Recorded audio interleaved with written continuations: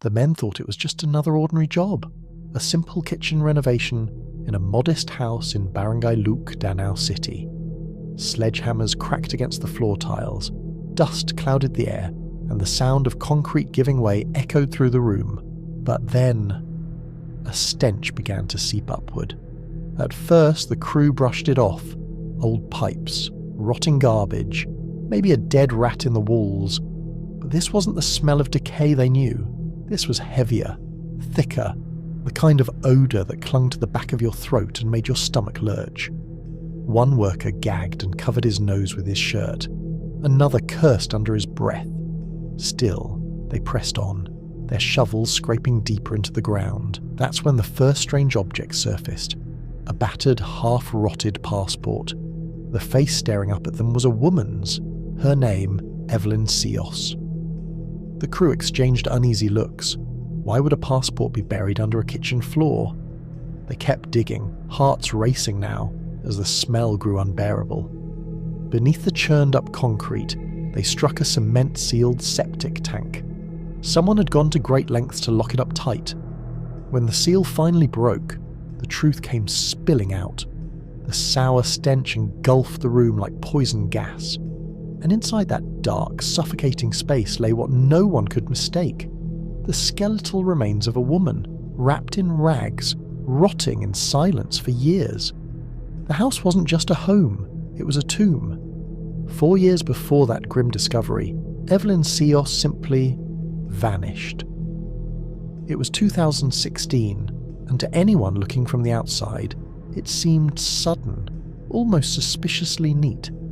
Her daughter Joanna was quick with the explanation. She left for Singapore. She wanted to work abroad. Fresh start.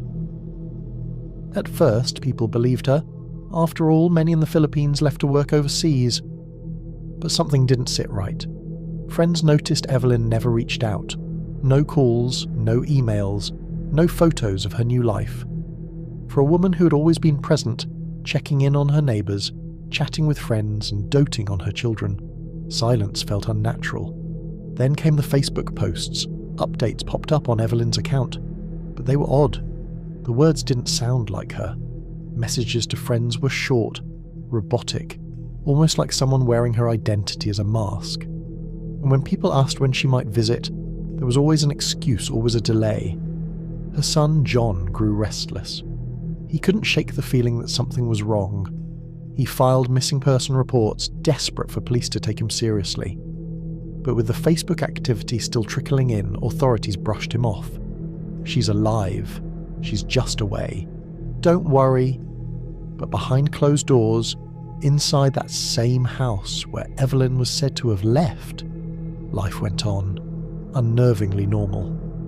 Joanna stayed put, raising her own child with her boyfriend Ronald. To outsiders, it seemed like a family adjusting, but in truth, the matriarch who held that family together had simply disappeared, and no one could explain why. What nobody knew then was that Evelyn hadn't left at all. She was still inside that house, silent, waiting to be found. To understand what happened to Evelyn, you have to step back and look at her life before 2016. She wasn't just a name on a passport. She was a widow, a mother trying to raise 2 children on her own, Joanna and John.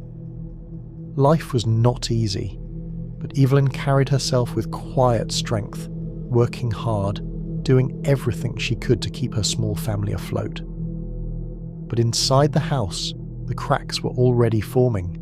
Joanna, the younger of the 2, grew restless, rebellious. By her late teens, she was already clashing with her mother at every turn. Evelyn wanted discipline, responsibility, but Joanna wanted freedom, independence, and often resented being told what to do. Then came the pregnancy. Joanna found herself with Ronald, a boyfriend her mother never fully trusted. Suddenly, the household dynamic shifted. The fights between mother and daughter grew louder, sharper. Evelyn feared Joanna was drifting into a life she couldn't control, while Joanna saw her mother as an obstacle, someone standing in the way of the life she wanted. John, meanwhile, felt the tension but was powerless to stop it. He could see his mother's frustration, the exhaustion in her face, the way arguments with Joanna left her drained. the house became less of a home and more of a battlefield, each day filled with bitter words, slammed doors, and a sense that something was building, something dangerous. Evelyn had always been the glue that held her family together, but as the bond between her and Joanna frayed, that glue began to crack, and once it did, there would be no putting it back. Because in that house, resentment wasn't just simmering, it was waiting, like a fuse creeping toward the explosion. After Evelyn's sudden disappearance, the house grew quiet, but it wasn't the kind of quiet that comes from peace. It was the quiet of secrets. For the next 2 years, Joanna and Ronald built their lives directly above Evelyn's hidden grave. To keep suspicion away, Joanna became her mother online. She typed out lifeless Facebook messages, posted half-hearted updates, and told friends Evelyn was working abroad. Every excuse was carefully rehearsed. She's busy, she can't come home yet, she's saving money. But lies always leave cracks. Neighbours whispered about the foul smells that drifted from the kitchen, odours that came and went. When the cement over the septic tank began to fracture, Ronald patched it up. He mixed fresh concrete, sealing it again like someone covering up a wound. John, however, couldn't rest. His gut told him Evelyn hadn't just walked away. He filed missing person reports, pleaded with the police, begged them to look deeper, but each time he hit the same wall. Your mother is still posting online. She's alive. As long as that account remained active, nobody wanted to listen. Meanwhile, inside the house, Joanna raised her baby as if nothing had happened. Family meals were cooked, birthdays passed, and life went on. All while Evelyn's body lay just a few feet beneath their feet. It was a cover-up held together by silence, cement, and the cold determination of a daughter who refused to let the truth slip. And for years, it worked, until the day the workers' shovels broke through the floor. When police arrived at the Seos home in 2020, there was no denying what they had found.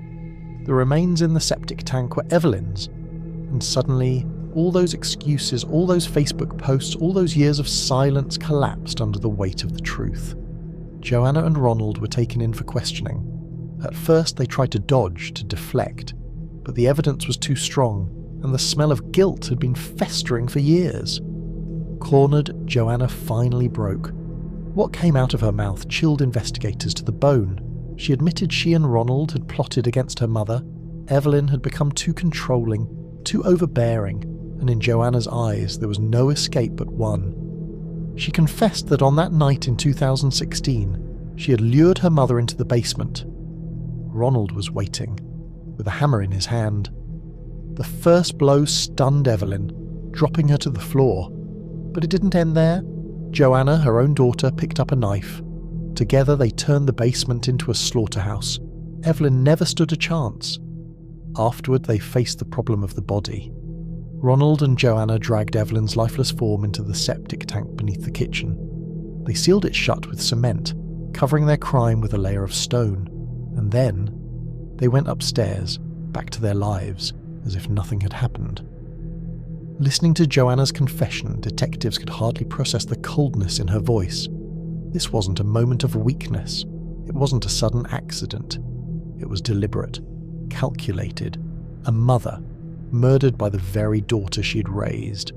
The truth was out, but the horror of it was just beginning to sink in. For the next 4 years, life in the CEO's household carried on in a way that almost defied belief.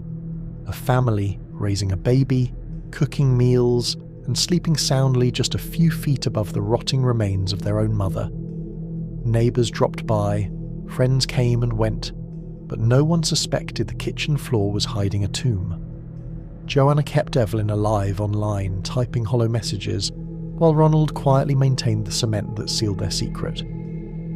It was only when construction crews cracked the floor that the facade finally crumbled, and with it came the disturbing realization that everyone who had stepped inside the house had been dining, laughing, and living above death itself. When the arrests came, the community reeled. A daughter and her boyfriend accused of something unthinkable, the betrayal of a parent in the most brutal way possible. But justice was strangely unsatisfying. Though Joanna and Ronald faced charges, the details of their sentencing faded into silence, leaving unanswered questions and a public still hungry for closure.